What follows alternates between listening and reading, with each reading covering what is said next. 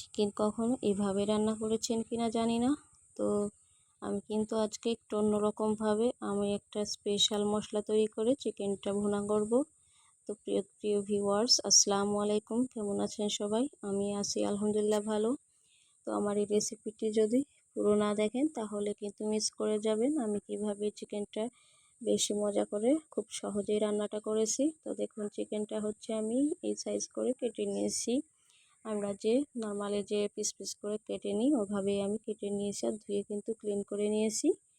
তো দেখুন, এখন হচ্ছে আমি যে মশলাটা তৈরি করব সেটাতে কিন্তু আমি একেবারে সহজ উপকরণগুলো, ঘরে থাকা উপকরণগুলো দিয়ে মশলাটা আমি রেডি করে নিব। তো প্রথমে এখানে হচ্ছে আদা রসুন বাটা দিয়ে দিলাম, আর হচ্ছে এর মধ্যে একে একে মশলাগুলো আমি অ্যাড করব। তো প্রিয় ভিউয়ার্স, যারা যেখান থেকে ভিডিওটি দেখা শুরু করেছেন প্লিজ একটা লাইক দিয়ে পুরো ভিডিওটির সঙ্গেই থাকবেন।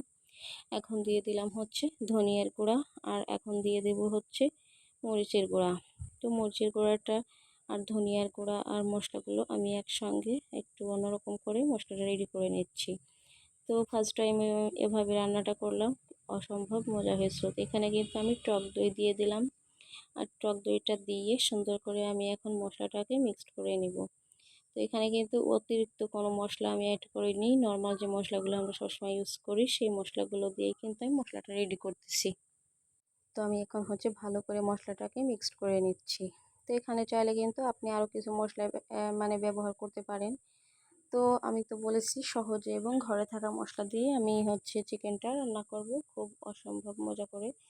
তো দেখুন, এখন হচ্ছে হলুদের গুঁড়া দিয়ে দিয়েছি, আর এখন হচ্ছে এর মধ্যে আমি হচ্ছে কিছুটা অল্প একটু পানি দিয়ে দিচ্ছি মশলাটা সুন্দর করে, যাতে একটা ক্রিমি একটা ভাব আসে। তো যাই হোক, আমার মশলাটা কিন্তু একেবারে রেডি করে নিয়েছি, আর এটা সাইডে রেখে এখন চলে যাচ্ছি মূল প্রসেসে। তো প্রথমে আমি কড়াইটা দিয়ে দিয়েছি, আর হচ্ছে তেল দিয়ে দিচ্ছি পরিমাণ মতো করে। তো তেলটা গরম করে আমি হচ্ছে এর মধ্যে পেঁয়াজ কুচিগুলো দিয়ে দেব। তো প্রিয় আপু ভাইয়েরা, এভাবে কখনো মশলা করে রান্না করেছেন কিনা জানি না। তো এই সামান্য মশলায় কিন্তু এইভাবে যদি একটু রেডি করে রান্নাটা করেন তাহলে আপনার রান্নাটা কিন্তু অন্য দিনের চিকেন রান্নার থেকে অবশ্যই একটু স্পেশাল হবে, খেতেও কিন্তু খুব ভালো লাগবে। তো দেখুন, পেঁয়াজগুলো সুন্দর করে হচ্ছে আমি ভেজে নিচ্ছি, আর পেঁয়াজগুলো অতিরিক্ত ভাজার কোনো প্রয়োজন নাই। এখন হচ্ছে আমি পেঁয়াজগুলো সুন্দর করে একটু নেড়ে চেড়ে হালকা করে ভেজে নিয়ে তারপরে হচ্ছে আমি এর মধ্যে একে একে এর মধ্যে আমি হচ্ছে চিকেনটা দিয়ে দিচ্ছি। তো চিকেনটা কিন্তু আমি আলাদা করে ভেজে নিইনি। তো এখন হচ্ছে পেঁয়াজটার সাথে নাড়াচাড়া করতে করতে কিন্তু কিন্তু চিকেনটা একেবারে একটু হালকা ভাজা হয়ে যাবে, রান্না করলে খেতে কিন্তু আরও ভালো লাগবে। তো এখানে কিন্তু এক কাজ দুই কাজ হয়ে যাবে, চিকেনটাও ভাজা হয়ে যাবে, পেঁয়াজটাও ভাজা হয়ে যাবে, দুইয়ে মিলে আমার কিন্তু আলাদা করে চিকেন ভাজার জন্য কোনো তেলের দরকার হবে না।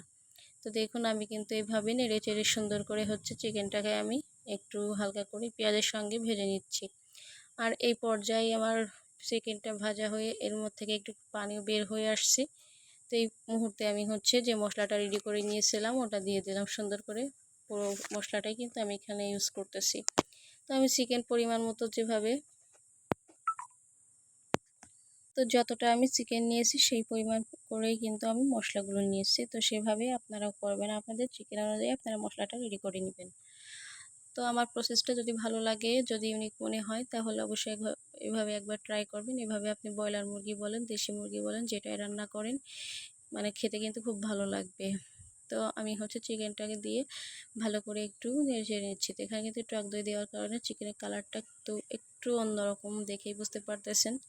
আর এখন সুন্দর কিন্তু একটা বলক উঠে আসছে, আর এখন এই পর্যায়ে আমি হচ্ছে লবণটা দিয়ে দিচ্ছি। তো লবণটা আমি আগে দেইনি, কারণ আমি মশলাটার মধ্যে লবণটা দেইনি, যে চিকেনটা যখন মশলাগুলোর সাথে কষাবো তখন হচ্ছে লবণটা দেব।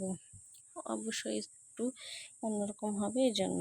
তো দেখুন, আমি কিন্তু ঢাকনা চাপা দিয়ে সুন্দর করে মশলার সঙ্গে চিকেনটাকে কিন্তু কষিয়ে নিচ্ছি। আর এই পর্যায়ে কিন্তু কালারটা আরও সুন্দর আসছে, মাশাআল্লাহ অনেক সুন্দর হয়েছে কালারটা। তো আমার চিকেনটা কিন্তু সুন্দর করে আমি বলক তুলে কষিয়ে নিচ্ছি। আর চিকেনটা কষানোর দিকটা অবশ্যই খেয়াল রাখবেন, যেন ভালোভাবে চিকেনটা বা যে মাংসই বলেন সুন্দর করে যেন কষানো হয়।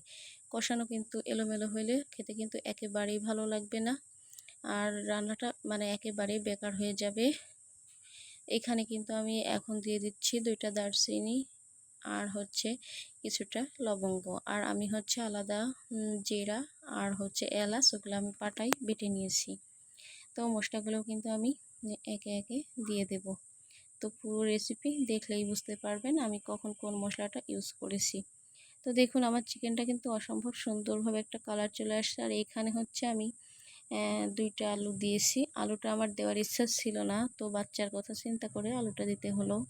আপনারা কিন্তু চাইলে আলুটা স্কিপ করে যেতে পারেন, যেহেতু চিকেনটা আমি ভুনা করব, সেজন্য হচ্ছে আমি এখানে আরও কিছুটা পানি দিয়ে দিলাম। তো পানিটা দিয়ে আমি হচ্ছে চিকেনটা সুন্দর করে নেড়ে চেড়ে নিচ্ছি। তো চিকেনটাকে হচ্ছে ভালো করে নেড়ে চেড়ে নিয়ে তারপরে হচ্ছে আমি এর মধ্যে মানে যতটা ঝোলের পানি প্রয়োজন অতটা আর কি দিয়ে দিয়ে জাল করে নিচ্ছি। তো দেখুন আমার কিন্তু চিকেনটার কালার মাশাআল্লাহ অনেক সুন্দর আসছে। আর আমার চিকেনটায় কিন্তু আমি যতটা ঝোল রাখবো সেই অনুপাতে একটু পানি দিয়ে দিয়েছি। আর এখন হচ্ছে ঢাকনা চাপা দিয়ে পুরো রান্নাটা আমি শেষ করব। তো প্রিয় আপু ভাইয়ারা যারা ভিডিওটি দেখতে দেখতে এই পর্যায়ে চলে আসছেন, জানি না কে কে আমার সঙ্গে আছেন, তো সবাইকে অনেক অনেক ধন্যবাদ। আমার পক্ষ থেকে রইল অনেক অনেক ভালোবাসা।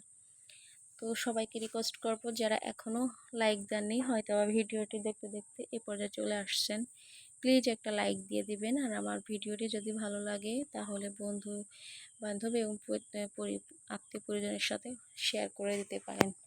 আর আমি আমার এই ছোট্ট চ্যানেলটা যদি আপনাদের কাছে ভালো লাগে, প্রথমবার যদি কেউ ভিডিওটি দেখেন তাহলে অবশ্যই চ্যানেলটা সাবস্ক্রাইব করে বেল আইকনটি বাজিয়ে রাখবেন। তো দেখুন আমার চিকেনটা কিন্তু ঝোলটা একেবারে ঘন হয়ে আসছে। আর আমি কিন্তু এখানে মশলাটা দিয়ে দিয়েছি, মানে জিরার বাটা আর হচ্ছে এলাচ যে বেটে রেখেছিলাম ওটা কিন্তু আমি দিয়ে দিয়েছি। দিয়ে কিন্তু ভালো করে নেড়ে চেড়ে মিক্সড করে নিয়েছি। আর এই পর্যায়ে হচ্ছে আমি আরও কিছুক্ষণ জাল করে নিব। তো আমার চিকেনটা কিন্তু প্রায় রান্না শেষের দিকে, আমি আরও কিছুটা ঝোল কমিয়ে একেবারে ভুনা ভুনা করে রান্নাটা করব। তো প্রিয় আপুরা আমার রেসিপিটি কেমন হয়েছে অবশ্যই কমেন্টে জানাবেন। আর এখন দেখুন আমার চিকেনের ঝোলটা কিন্তু অনেক অংশে কমে গেছে, আর ঝোলটা একেবারে ঘন, আর কালারটা মাশাআল্লাহ অনেক সুন্দর আসছে, খেতে কিন্তু অসম্ভব মজা হয়েছিল। আর এখানে কিন্তু আমি সামান্য একটু পরিমাণে ভাজা মশলা দিয়ে দিলাম, গরম মশলা জিরা একসঙ্গে ভাজা মশলাটা দিয়ে দিলাম। আর এখন হচ্ছে আমি চুলা থেকে নামিয়ে তরকারিটা পরিবেশন করে নিচ্ছি। তো তরকারিটা নামানোর পরে কিন্তু আরও ঝোলটা কমে আসছে। তো দেখুন আমি কিন্তু সুন্দর করে চিকেনটা নামিয়ে পরিবেশন করে নিচ্ছি। অবশ্যই কমেন্টে জানাবেন কেমন হয়েছে। আর সবাইকে অসংখ্য ধন্যবাদ আমার ভিডিওটি এত দূর পর্যন্ত দেখার জন্য। আজ এই পর্যন্তই, দেখা হবে অন্য কোনো ভিডিওতে। সে পর্যন্ত সবাই ভালো থাকবেন। আসসালামু আলাইকুম, আল্লাহ হাফেজ।